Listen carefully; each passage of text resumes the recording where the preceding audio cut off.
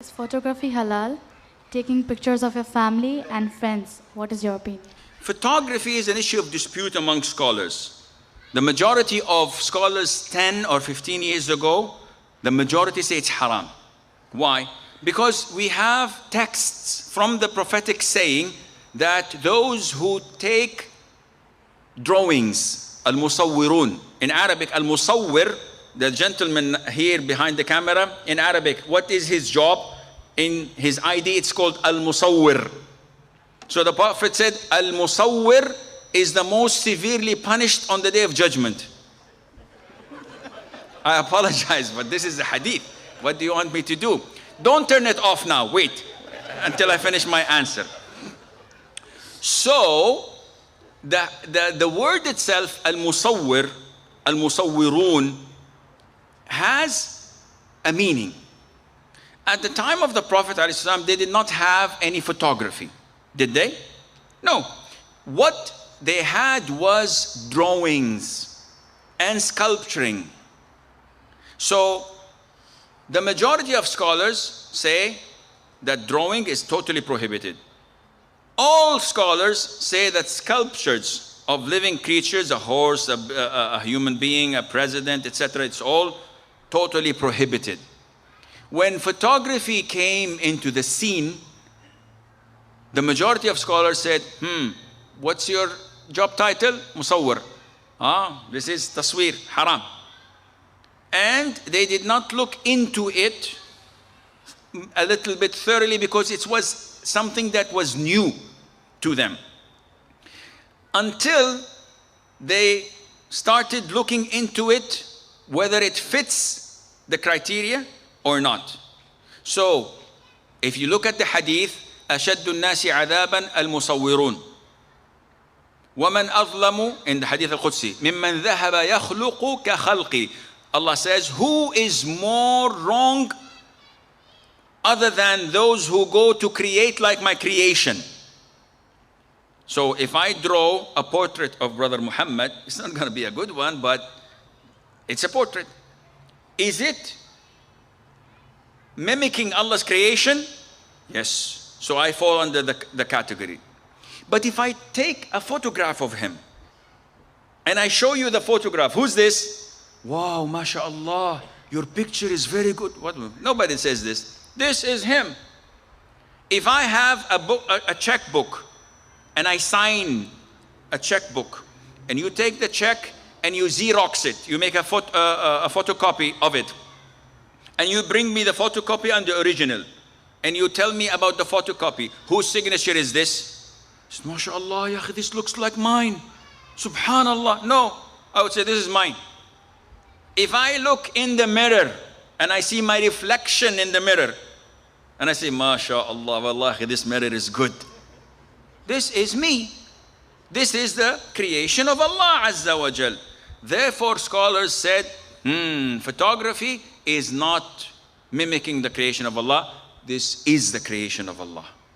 Therefore, they said it is permissible, but they excluded two things, or three, just to be safe. The first one, that you cannot keep photographs of dead people. Why? Because you remember shirk started first when they built idols over the 5 righteous people of Nuh tribe. And after generation and another generation, they started worshipping them. So anything that may lead to this happens. And this happens in Egyptian soap operas. If you watch Egyptian soap operas, when someone dies, they put on the frame of the picture black cloths, and the widow would come, why Abu Ahmed, لو تشوفنا حصل فينا إيه. She speaks to the dead. If you see what's happening to us, look, this is all haram. Now this is not only in Egypt, it's in Saudi, it's in Yemen, it's in Syria. So deceased, haram. You have pictures of your parents, your grandparents, your loved ones, destroy them. 2, pictures of women. Sheikh, why men everything is halal and for us is haram? No, it's not like this. Men are not obliged to cover. Women are. So if a woman takes another picture of a sister, a daughter, a mother, without wearing the hijab, she is actually exposing her. Sheikh, nobody will see this picture. A brother comes to me and says, I only photograph my wife. Nobody sees the photographs except me. Haram. Why, Sheikh? Because you may sell your mobile phone, your camera. You may sell your laptop, which the pictures are in it. I always format everything, even if you format it. A brother of mine, a friend of mine, he's a Saudi airline captain, came to my house and he was so shocked. And what's wrong? He said, I bought a used laptop from a friend and it was formatted.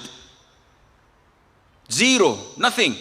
So I gave it to a shop and I told them, install Windows, operating system, this and that, and Office. And the man was my friend, the shop owner. So I come the following day and he said, I put a surprise for you. So I went home and I opened my laptop and then I found a folder. I clicked the folder and I found personal family photos of my friend and his wife in intimate situations with the kids, with the sisters, and I said, called my friend, the shop owner, what is this? He said, I retrieved the formatted material. He said, how can you do this? He said, oh, we have softwares, easy. And everything that this brother took of his wife, found it there. Another brother who used to work with me, he was a subordinate of mine, working for me, got married. 10 days after his marriage, he came back to work and he said, I have a problem. What's your problem? He said, on the wedding night, you know, I put my VCR and I recorded what happened with me and my wife. And 5 or 6 days later, we were at my mother's house. Someone broke into the house and took the camera and the videos. And now I'm thinking of divorcing my wife. How will I feel if I find such sex tapes on the internet and everybody's watching me and my wife? I said, you want to divorce your wife, you stupid donkey? Without due respect, Annie. I said it in Arabic. Usually I don't swear, but sometimes you have to. And I said, it's your problem because you're the one who forced her. Was she willing? She said, no, Allah, she wasn't willing. But I forced her because I'm young, you know, we have this. So no, this is your problem. You should suffer for that, not her. So this happens. Photographs of women is totally prohibited. Thirdly, or let's not go into that because it's going to take enough, much time. So inshallah, this answers the question.